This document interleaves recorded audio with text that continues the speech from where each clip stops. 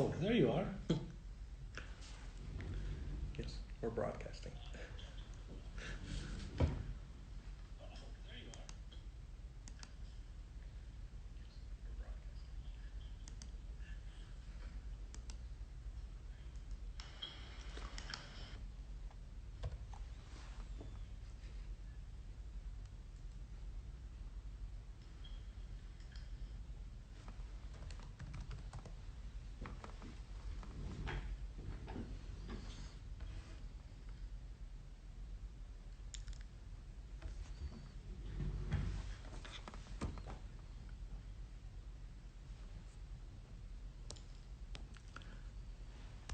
Hello, Brittany.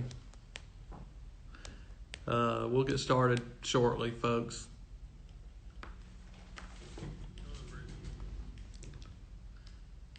We'll get started shortly, folks.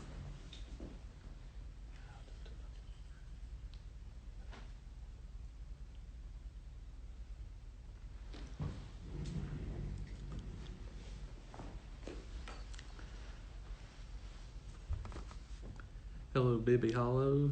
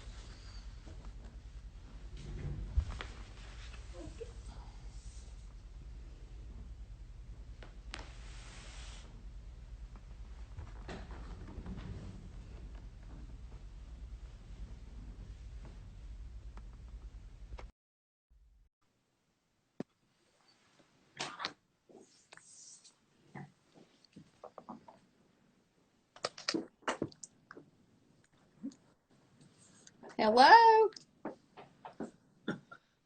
Hello, Madam Provost. How are you? I'm fine. Dr. Killingsworth, how are you? Good. You're sideways. Well, I think I'm okay to the students. Or do I Okay. need to calm down? Well, I don't know. We're going to look like that if I don't turn it around.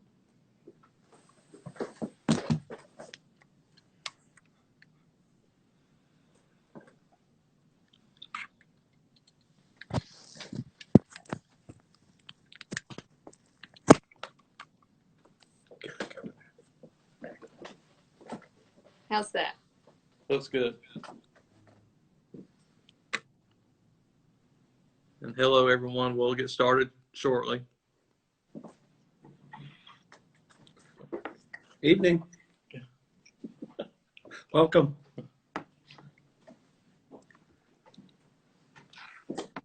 Here, you can say hello. You can just say hello. Hello, everyone. I will be joining live tonight as well.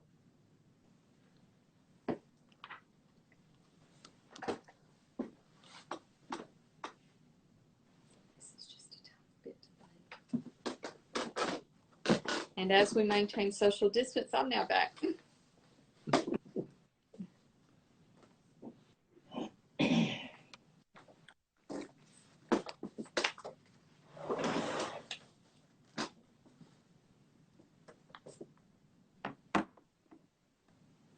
getting some haze.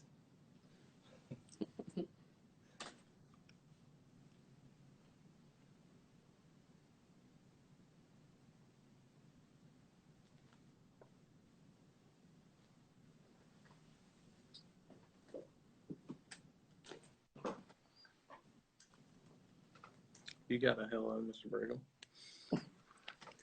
from the Burrells. From who? Madison Burrell. maybe Stacy.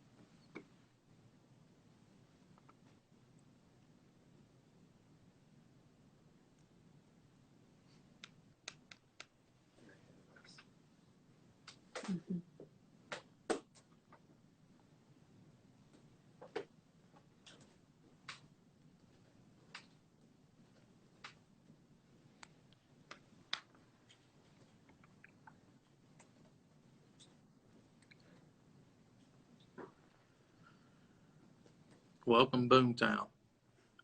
And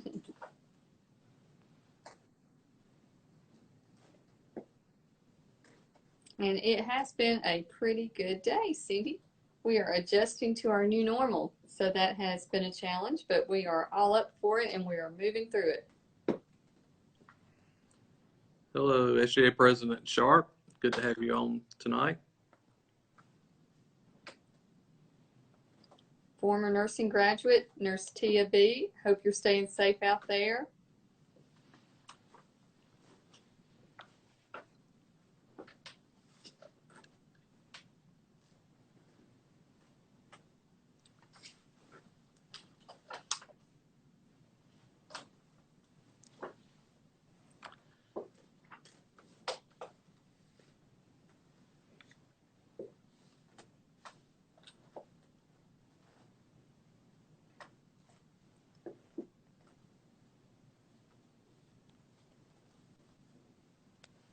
Shout out to Hayden. Hey, Hayden Clay, we see you in DC. Thanks for representing us well.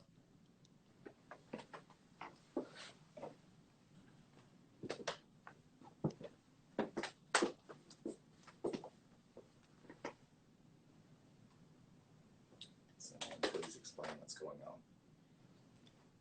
So someone is wanting an explanation on what's going on. We are having an Instagram Live. Dr. Killingsworth can give some more detail in just a moment.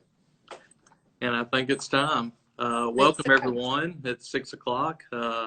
This is our next Instagram Live with JSU Administration. I'm Don Killingsworth, the acting president.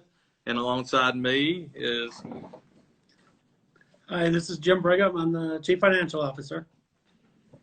It's good to have our CFO on the call tonight. And I'll turn it over to Dr. Shelton. And Dr. Christy Shelton, Provost and Senior VP for Academic Affairs. And joining me tonight is... I'm Terry Casey, Acting Vice President of Student Affairs. I'd like to say hello to all of our students that are joining us tonight. And I know that our SGA officers are watching as well, so if you have any questions for them, we will try to answer those as well. Back to Provost Shelton. Forgive us if we're a minute or two delayed as we swap out and ensure social distancing is occurring. So that is what we are doing. And we will be taking questions. We will also be addressing questions that you've already submitted. And I will start by asking those. And I also have my iPad. I'm looking at questions as they come in to try and support Dr. Killingsworth in this as we move forward. So the first question is, what is the CARES Act and who qualifies for it? And I've seen that posted also in our feed. So I believe Mr. Brigham has the answer to that. Good evening, everyone. I know you have a lot of questions about the CARES Act tonight. I will tell you that the CARES Act is a federal law that was passed. The Emergency Fund for Education was passed on March 28th. What that does is that allows the Department of Education to give universities like JSU, about 5,000 universities across the country, some funds, half of which are going directly to students to help them with, to defer costs due to the virus and the suspension of on-campus classes. And then the other half will be used by the university to expand and pay for some of the expenses that we're doing to get our online technology upgraded, training for the professors that are teaching online to improve their presentations. So the CARES Act, everyone, all students are, including graduate students, and JSU is doing graduate students. Some of the regional universities are not including graduate students.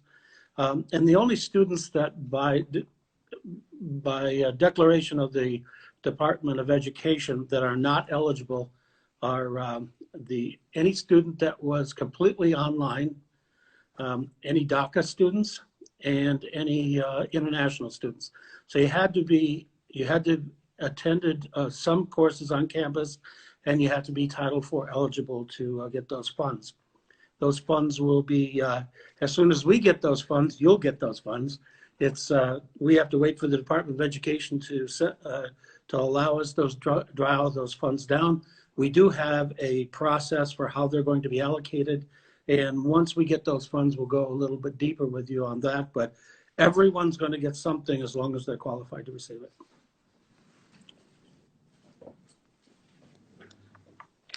And President Killingsworth, I can go ahead and ask this one of you, and then I will ad lib and answer a question that has scrolled in. Is the administration considering remote classes for fall 2020? Thank you for that question. At this time, JSU is planning for on-campus instruction and face-to-face course delivery for our students. With normal operations, a new normal, we will have many changes that we will be putting into place. But yes, we are planning for on-campus instruction for the fall. We want to see all of our students back running around campus. A lot goes into that with sanitizing and disinfecting classrooms, academic buildings, residence halls, administrative buildings, and we're working on that right now. We had many buildings that were disinfected over the weekend, and we will over the next weekend.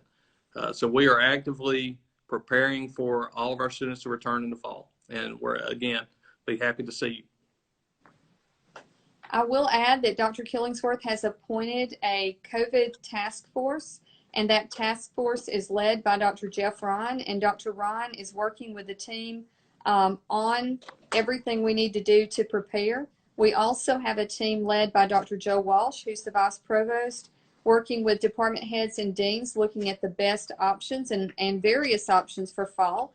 You know, if we are hit with different issues and as they come our way. We also had a question about, could summer 2 be in person?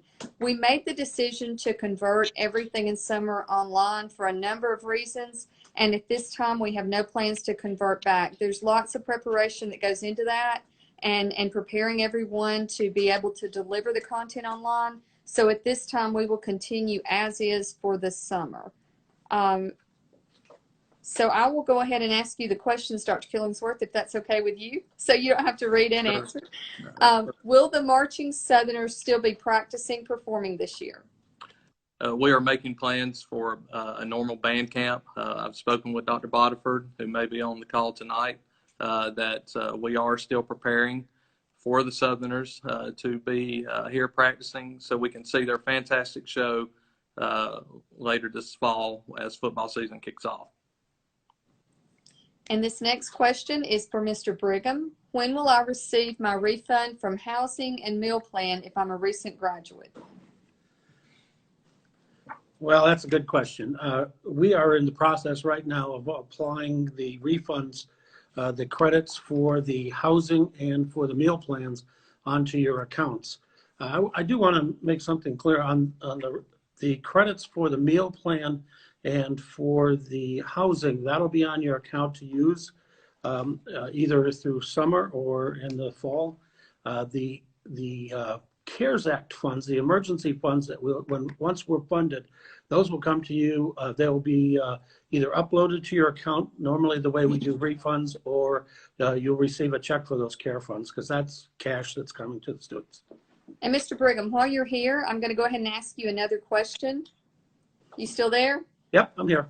Okay. Will students be able to buy a summer meal plan? Yes, the summer meal plan is available now. I encourage students.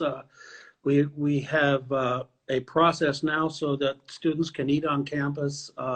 Right now, we're doing takeout and social distancing within the Jack Hopper cafeteria, and Sodexo has come to me with a plan that covers everything from back to normal operations in the fall to if we have continued problems with the virus. We have a plan all the way to restricted eating means that we'll probably be delivering meals to the residence halls.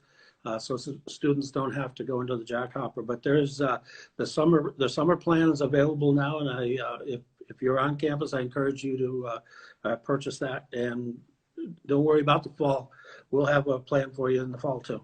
And please don't go yet. We had a question come in for you.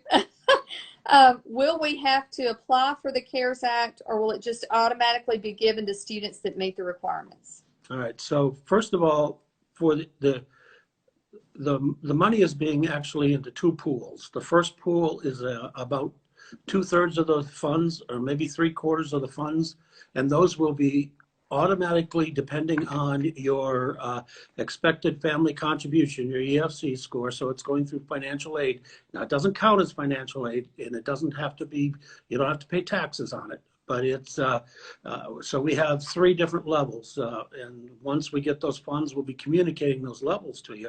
But you do not have to apply for those funds. Those will automatically come to you in your account. So I encourage you to go out on your JSU self-service and make sure that your depository account's correct, because the direct deposits come much faster than the checks. So if we can do it, but there's no application for that. Now we will have another pool that will be available for extraordinary expenses for students that they actually have to apply for and go through a screening committee.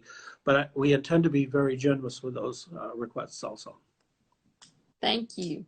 I can switch to Dr. Killingsworth now for a bit. Dr. Killingsworth, the question of the day and on many people's minds, of course, in Alabama, will there be a football season? Yes, a very important question.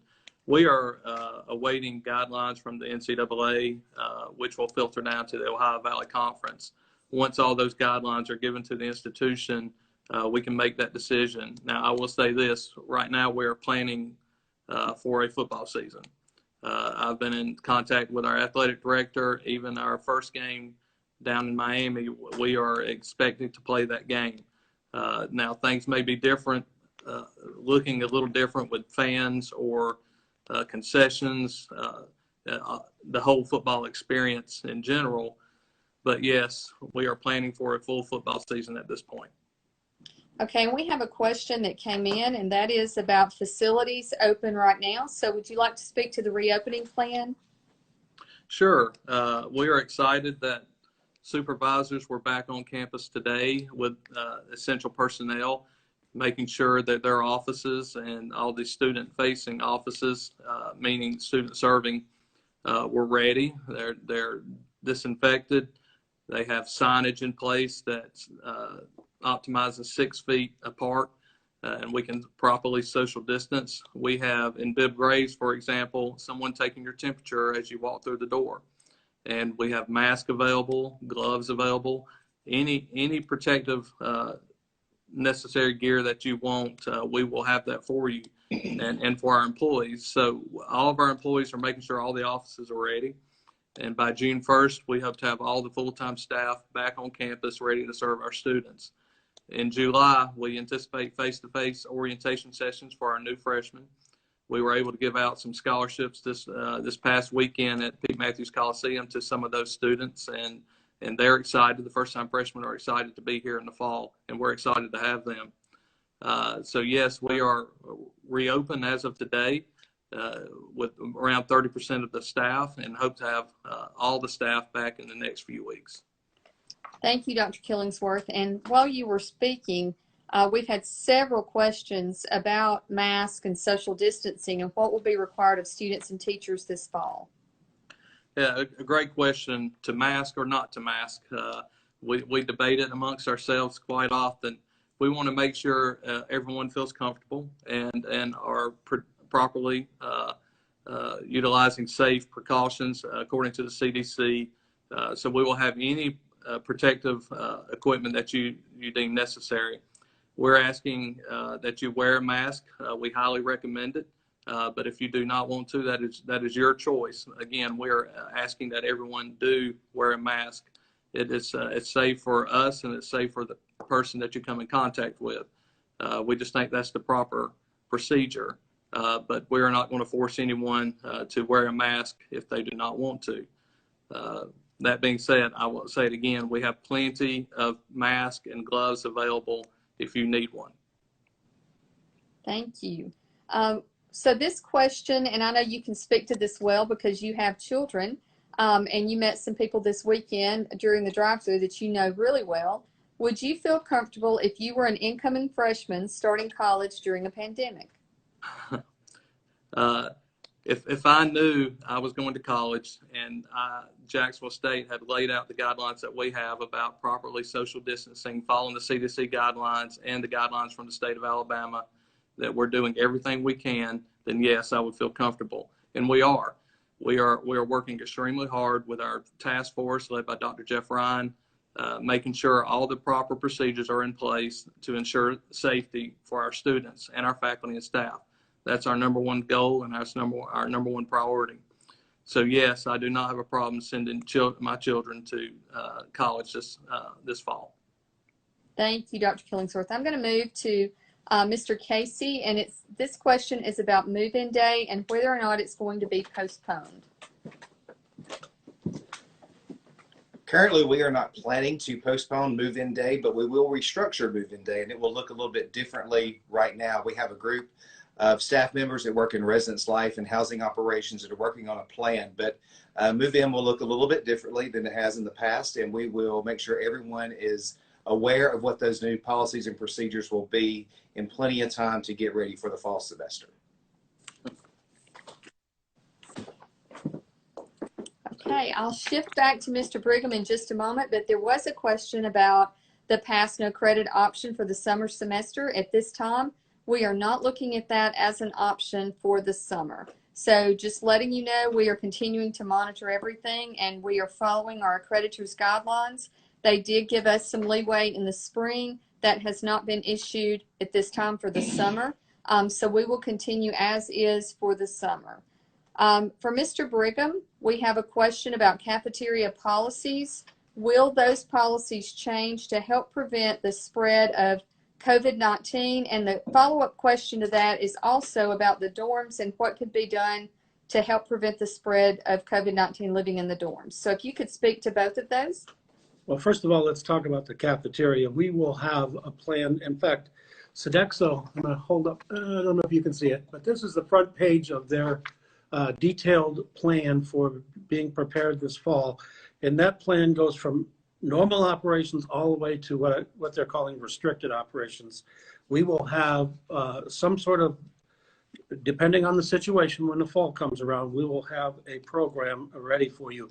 Now, one of the things that Sodexo has suggested, and I think it's a great idea, is that if we have takeout, we actually take like meals to the residence halls in the plastic sanitary containers, and allow students to pick them up at the front desk as long as they have a meal plan rather than coming to the cafeteria. So we're going to stay very nimble on making sure that the menu is what you want, and that we take care of the social distancing if we're eating in the hopper or in the food court, in the Red Rooster, wherever you happen to want to eat. So we do have a detailed plan for food service.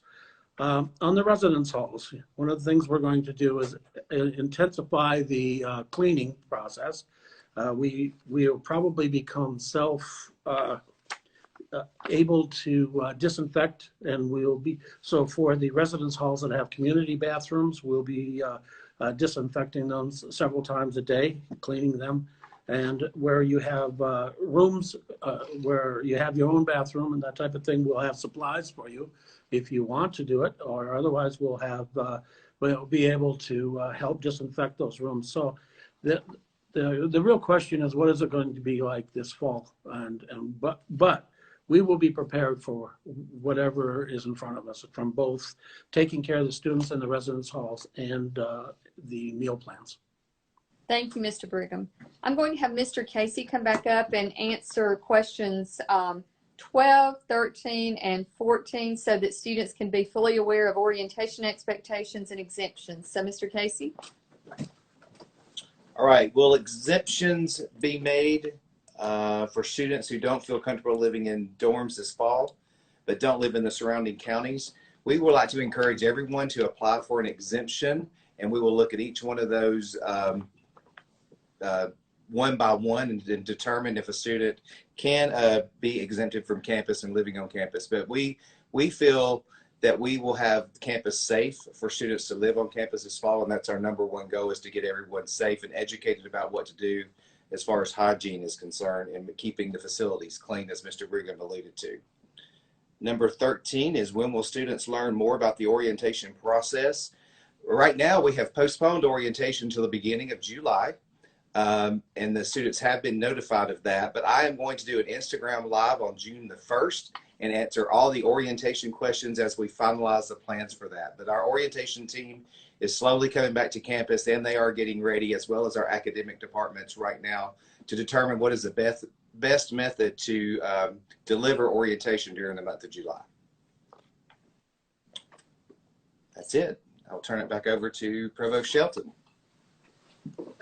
Okay, Dr. Killingsworth, you are back on.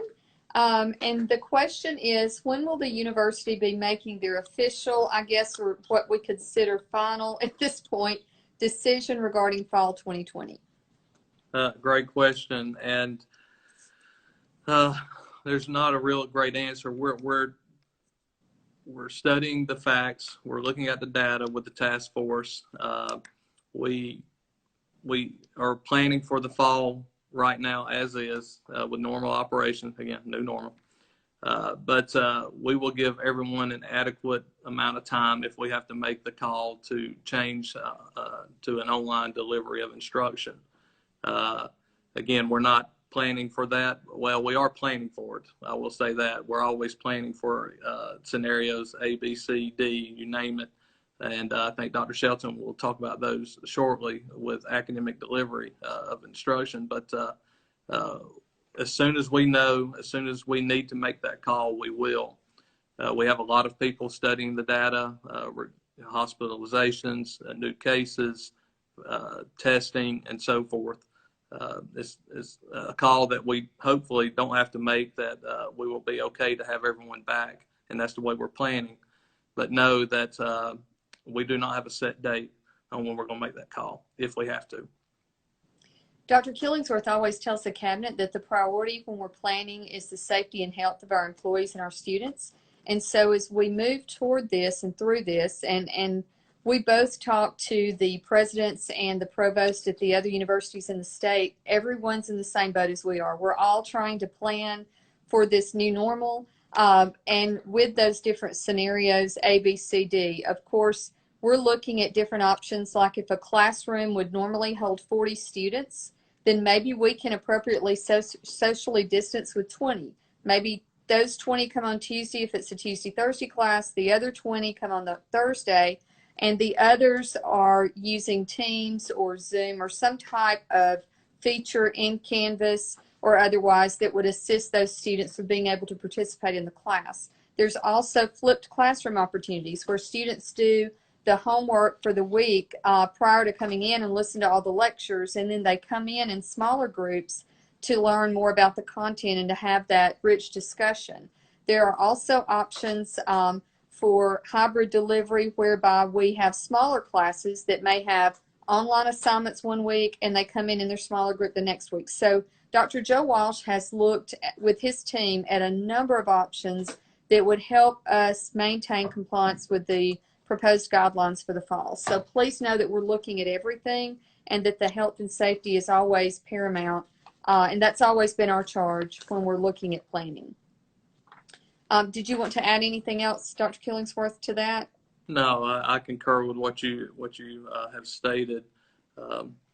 again, it's not, there's no hard, fast date.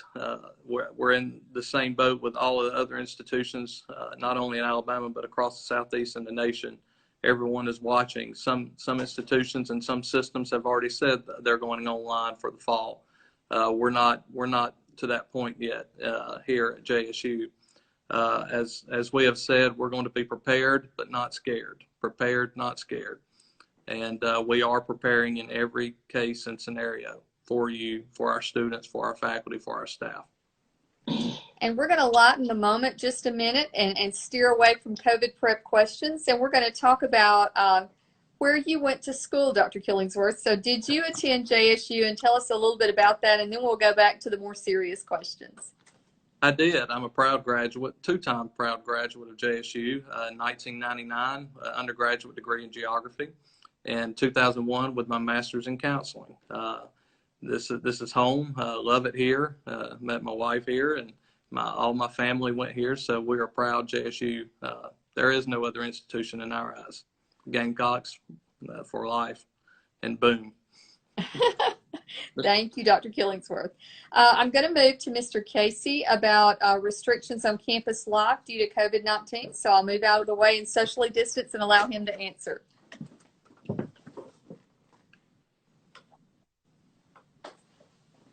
Will there be restrictions on campus life? Right now, we are still planning for the fall semester. We are planning events for the fall semester, and we will keep you updated as we plan our Welcome Week events and what that will look like. Our team is back on campus now, and they're working together. Our Student Government Association will be working together on Thursdays to make sure that we're planning events good enough for all of our students and that everyone can attend those if needed. If not, we will plan virtual events. But we will have something for our students this fall on campus. Okay, thank you, Mr. Casey.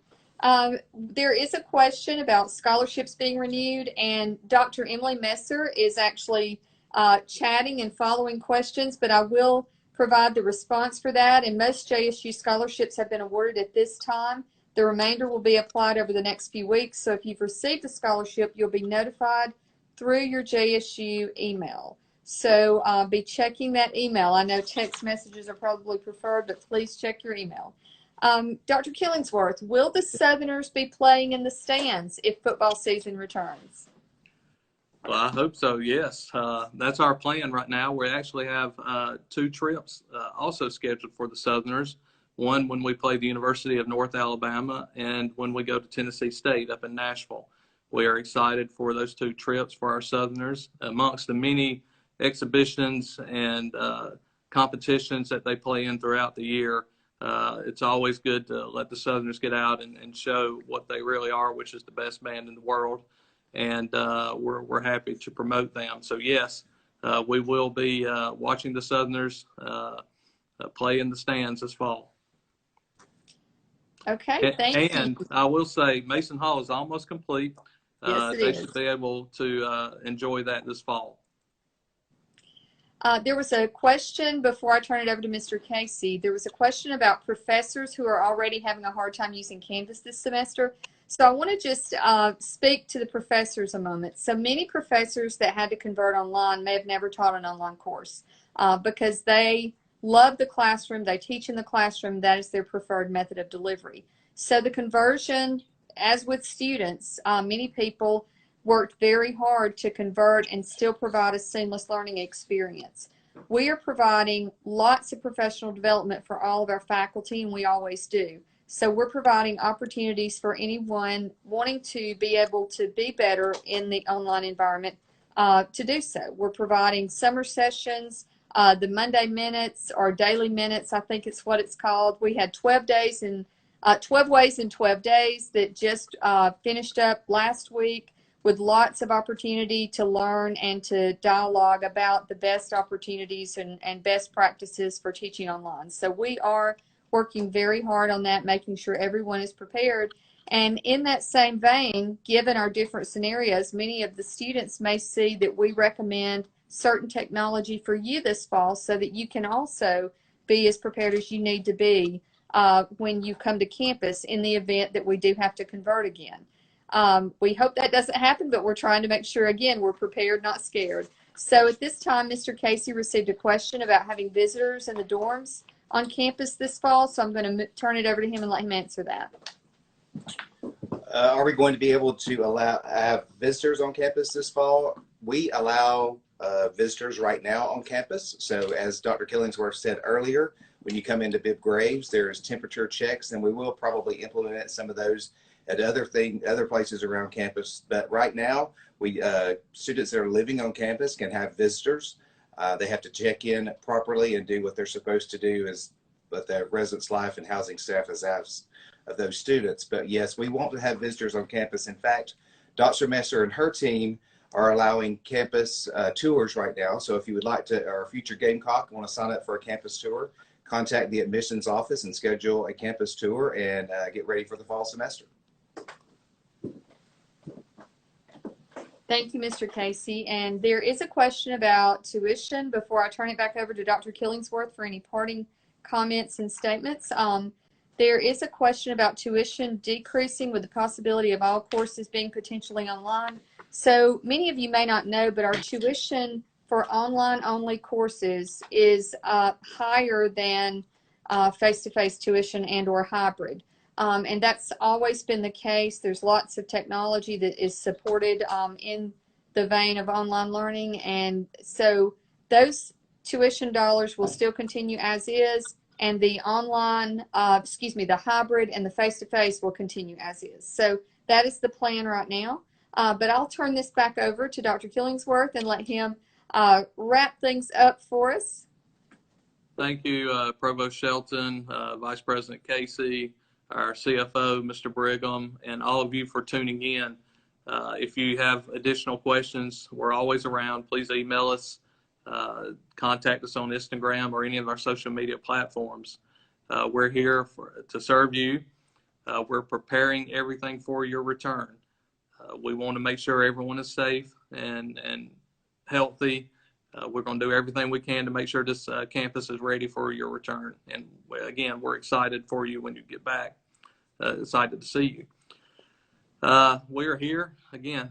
I don't know if we have anything else to say. I don't see any more questions coming through. One question about JSTEAM. I will check with Dean Tommy Turner in the School of Education on JSTEAM, and we'll try to get some information out about that.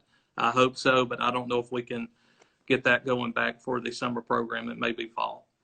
Correct. Other than that, any last words from our vice presidents? Let me just say one thing to our new potential incoming freshmen. I think it's very important that you think about living on campus, that in at least your first year. What you will find is, and we see it all the time, is that students make new friends, they have new experiences. That's what the college experience is all about. And we encourage you to come. We'll have this campus safe. We'll take care of you. So what I want you to do is think about the opportunity you have to explore new ideas, to meet new friends. You do that by living, in the residence halls, joining organizations, becoming part of the campus. And I guess that's the bottom line to becoming a Gamecock. So I welcome all of you. I look forward to seeing you. And I look forward to seeing you as well. And I want to promote our student success program right now. We've really increased our focus on student success. And obviously during this time, that's much needed. That focus will continue. And so if you're receiving chatbot messages, you can thank our student success VP for that. He's gotten that up and running. So we are looking out for you in all areas and all parts. And I'm a nurse, for those of you that may not know, so they have to listen to me tout my health messages first. So I'm definitely looking out for you, and I want you to be aware of that. And I'm going to, Mr. Casey, for some parting comments, and we'll be finished. Thank you. To our current students, we are looking forward to having you back on campus, as I said earlier. I'm excited that the new elected SGA executive team will be back on campus this week, getting together and working to prepare events for you for the fall semester. We want you back on campus. We miss you. And we look forward to having you back around here. It's been very quiet, and we're looking to see some smiling faces. So thank you all for tuning in, and go Gamecocks. All right, folks. It was our pleasure to be with you tonight. If you have any questions, let us know. We will see you in the fall.